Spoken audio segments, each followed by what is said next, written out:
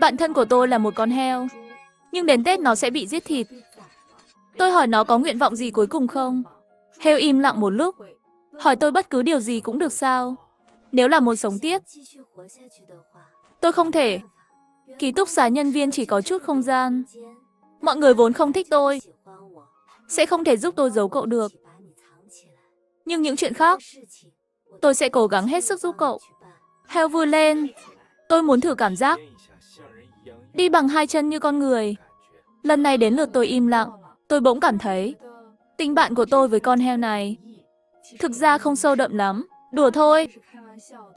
Anh Chu là bạn duy nhất của tôi. Đồng nghiệp ở trại heo luôn bắt nạt tôi. Mỗi lần Tết đến đều để tôi trực ở trại heo một mình.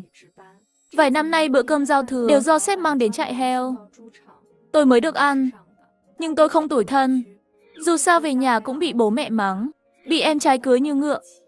Thật ra trong nhà tôi cũng không khác gì con heo chờ giết thịt. Có lẽ chính vì vậy, tôi mới thân thiết với anh Chu. Nhớ tuần trước, sếp phức tạp hỏi tôi, heo thịt thường chuẩn bị xếp hàng chờ giết mổ. Hả? 200 cân, sếp lập tức khó hiểu. Chỉ vào anh Chu to gấp 3 con heo xung quanh. Hóa ra mấy tháng trước tôi toàn rời anh Chu về sau, cho nó ở lại trại heo thêm chút nữa, sống lâu thêm chút. Thấy không giấu được nữa, tôi vội giải thích, nó là heo mỡ ảo, nhưng sếp không nhận, bảo tôi phải giết nó trước Tết. Hôm đó tôi mắt đẫm lệ tìm anh Chu. Cậu không phải heo bình thường, tôi không muốn rời xa cậu. Anh Chu vừa nhai thức ăn vừa an ủi tôi. Tôi thấy người không bình thường là cậu. Tôi càng buồn hơn, nhưng tôi chỉ nghe được cậu heo nói gì. Nhưng anh Chu rất thoải mái. Thật ra tôi sống đủ rồi. Hơn nữa, tôi thấy vậy không công bằng với mấy con heo khác. Nhưng tôi không nỡ xa cậu. Cậu là con heo hiểu chuyện nhất. Cái đó là tương đối thôi. Đợi tôi chết rồi, cậu có thể tìm con heo khác hiểu chuyện hơn đó. Tôi lắc đầu. Không giống nhau. Con người luôn có cảm giác đặc biệt với điều gì đó đầu tiên. Chính vì cảm giác đó, tôi quyết định giúp anh Chu thực hiện một ước mơ. Nhưng khi nó nói muốn đi bằng hai chân, tôi vẫn thấy khó. Tôi thử thuyết phục nó, tôi nghe nói vì trọng lượng quá nặng, một trong 4 chân bị thương là chỉ chờ chết. Anh Chu không phục, ngựa gần 1 tấn. Tôi mới 280 cân, không còn cách nào tôi đành nhấc hai chân trước của nó lên. Tôi thả tay đây. Cậu cố mà giữ vững, kết quả vừa thả tay, nó ngã ngay xuống đất.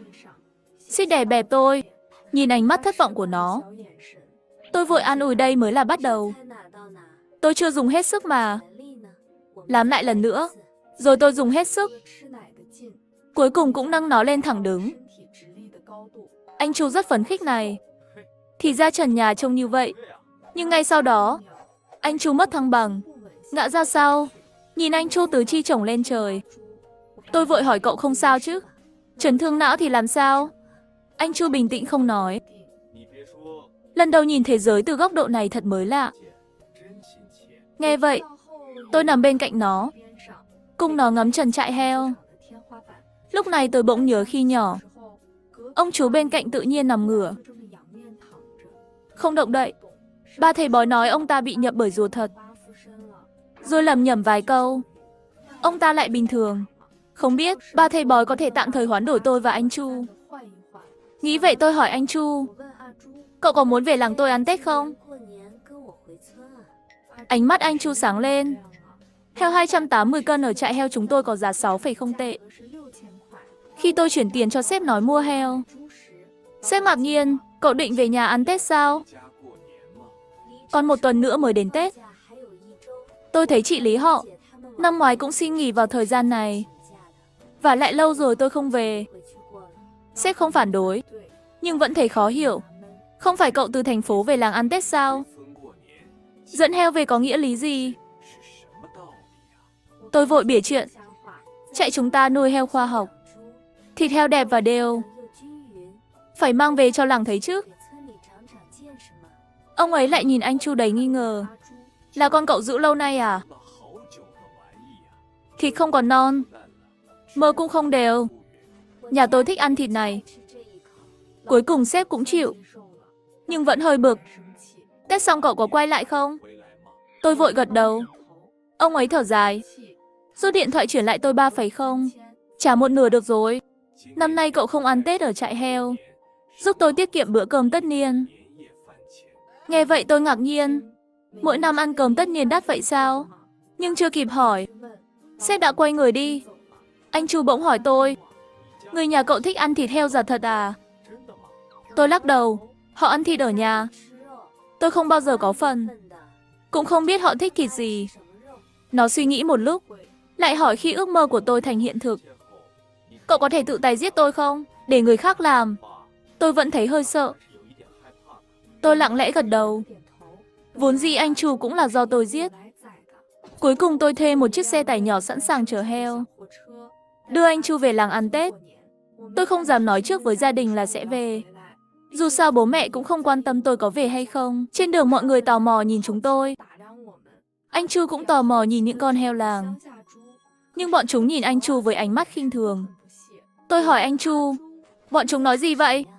Nó thở dài, nói tôi không có vị trí trong đàn. Nói cơ bắp của tôi di chuyển trông rất ghê. Nhưng nếu tôi không nghe cậu nói về kỹ thuật nuôi heo, tôi cũng sẽ coi mấy con heo sinh từ nơi khác là hàng kém chất lượng. Về nhà rồi, tôi dẫn anh Chu vào chuồng heo. Cậu ở đây chờ chút. Tối tôi đi tìm bà thầy bói. Nói xong tôi định vào nhà, lại nghe thấy bố mẹ đang nói chuyện với khách. Nhà chúng tôi có cỏ dại tài giỏi lắm. Con cái nhà khác đến tuổi là phải gả. Con cỏ nhà chúng tôi làm công được ở thành phố. Tiền chi tiêu trong nhà đều là nó lo hết. Mông to, dễ đẻ ông cứ yên tâm. Tôi đứng ngoài nghe rất lâu, cho đến khi bố mẹ và khách chốt giá xính lễ 128,0 tệ. Khách nói tối còn việc, không ở lại ăn cơm. Cửa mở ra, tôi thấy người đàn ông béo như quả bóng lăn ra. Và mẹ tôi gửi tin nhắn. Bảo tôi năm nay phải về ăn Tết. Tôi thở dài. Không ngờ tôi giết nhiều heo, lại bị bán cho heo. Nghĩ vậy tôi trốn vào chuồng heo. Nhưng rất nhanh, có người báo tin tôi về cùng heo cho mẹ tôi. Bà ấy tò mò theo cô Linh đến chuồng heo. Thấy tôi và anh Chu, thấy tôi bà định mở miệng chửi. Cô Linh nói trước, con cỏ lớn rồi, biết chuẩn bị bất ngờ cho bố mẹ. Con heo này tôi thấy tốt. Mẹ tôi được khen, liền cười. Không có hiếu gì đâu, toàn tiêu tiền linh tinh. Không bằng con trai yêu Tông.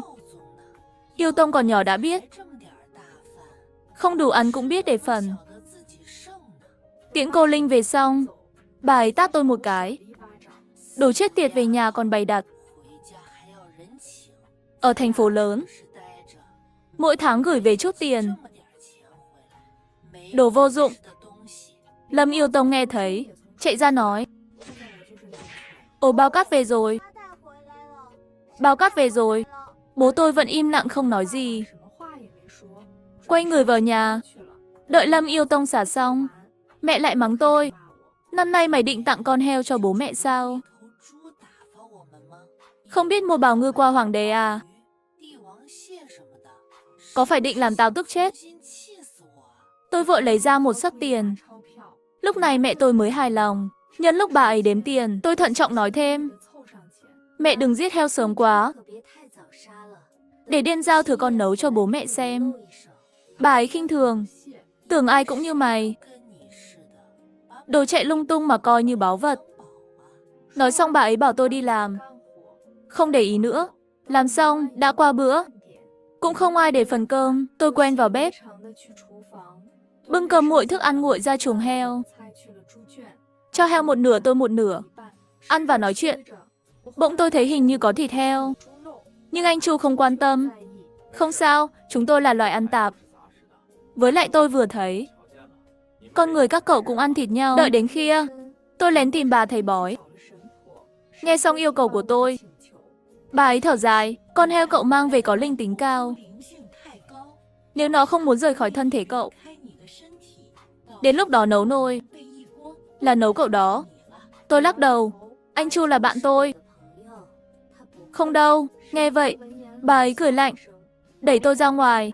Cùng loài còn không hiểu nhau, mà đi hiểu loài khác. Tôi vội lấy tiền trong túi áo ra. Lúc này bà ấy mới dừng lại. Nhận tiền xong, bà ấy đưa tôi một lá bùa, chỉ cần dính máu của cả hai vào là được. Tôi cẩn thận giữ lá bùa bên mình. Về nhà ngủ. Nhưng đến sáng, tôi ngửi thấy mùi thịt đậm đặc. Tôi lập tức tỉnh dậy. Chẳng lẽ mẹ giết anh Chu sớm?